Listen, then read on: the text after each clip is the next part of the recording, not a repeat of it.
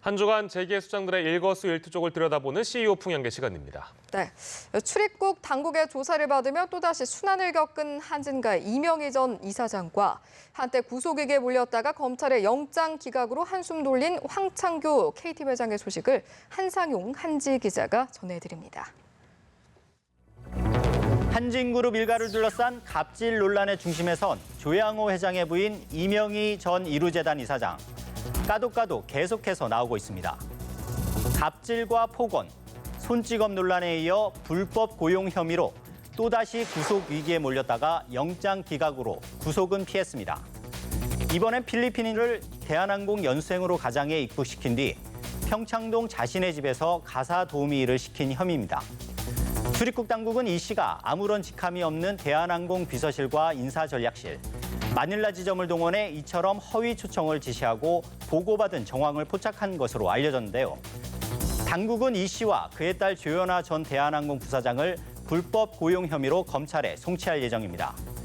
필리핀 가사 도우미를 고용했을 때는 몸과 마음이 편했을지 모르겠지만 지금은 후회 막심일 것이란 생각이 듭니다.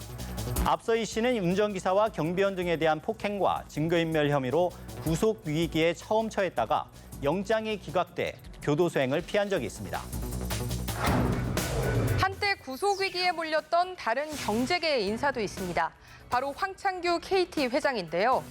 경찰은 황 회장을 포함해 KT 전현직 임원 4명에 대해 정치자금법 등 위반 혐의로 구속영장을 신청했는데 검찰이 이를 기각했습니다. 일각에서는 경찰의 구속영장 신청을 검찰이 기각한 것은 검경 수사권 조정을 둘러싼 두 기관 간에 알력이 배어 있다는 얘기도 흘러나와 눈길을 끌고 있습니다. KT 현직 CEO에 대해 경찰이 구속영장을 신청한 것은 2002년 민영화한 이후 처음인데요. 경찰은 전현직 임원이 소위 상품권 깡으로 조성한 현금 4억여 원을 국회의원들 후원 계좌에 입금하는 과정에 황 회장이 개입했는지를 조사해왔습니다.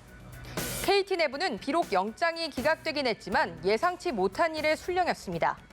특히 차세대 이동통신 5G 주파수 경매가 한창인 상황에서 불거진 예상 밖의 악재를 만난 건데요. 향후 회사 경영에 어떤 영향을 미칠지 촉각을 곤두세우는 분위기입니다. KT는 CEO는 해당 건에 대해 지시하거나 보고받은 적이 없다는 공식 입장을 밝혔습니다. 최태원 SK그룹 회장과 그의 아내 노소영 아트센터 나비관장의 이혼 소송이 새삼 주목받고 있습니다. 이유는 노 관장의 갑질 의혹이 난데없이 불거졌기 때문입니다. 노 관장이 차량에 둔 껌과 휴지가 다 떨어지면 운전기사들에게 폭언을 하고 휴지 상자와 껌통을 던졌다는 의혹입니다. 공교롭게도 이런 갑질 의혹은 최 회장과의 이혼 공판 일정이 다음 달 잡힌 다음에 제기된 건데요. 일부 누리꾼은 관련 기사 댓글 등을 통해 음모론을 제기하는 상황입니다. 이혼 소송 중인 노 관장에게 불리한 환경을 조성하려는 일종의 여론 작업이라는 겁니다. 노 관장은 이혼에 반대하는 입장으로 알려졌습니다. 이런 와중에 최 회장은 왕성한 사회적 활동으로 주목받고 있습니다. 며칠 전엔 서울에서 열린 한 포럼에서 기업은 경제적 가치는 물론 사회적 가치도 함께 추구해야 한다고 강조했습니다. 최근 중국 출장도 다녀온 최 회장으로서는 이혼 소송에다 대내외 활동으로 눈코 뜰 새 없이 바쁜 시간을 보내는 것 같습니다.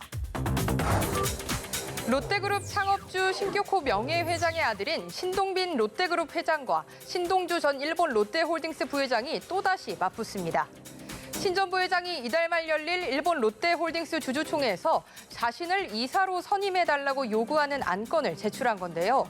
일본 롯데홀딩스는 신동주 전 부회장의 이사 선임 안건과 함께 현재 실형을 선고받고 구속 수감 중인 신동빈 회장의 이사 해임권을 표결에 붙일 예정입니다. 신 전 부회장의 이런 시도는 벌써 5번째.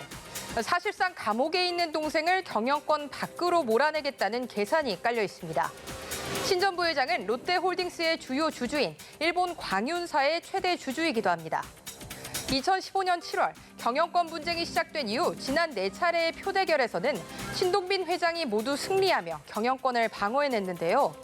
하지만 이번 주총은 교도소에 수감 중인 신 회장의 부재 상태에서 열리는 것이라 어떤 결과가 나올지 주목됩니다.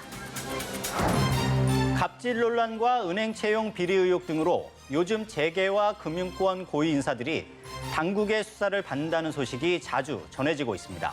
이런 소식이 더는 우리 사회의 주요 뉴스가 되지 않도록 공정하고 투명한 기업 문화가 조성되길 바라는 마음입니다. 이번 주 CEO 풍향계는 여기까지입니다.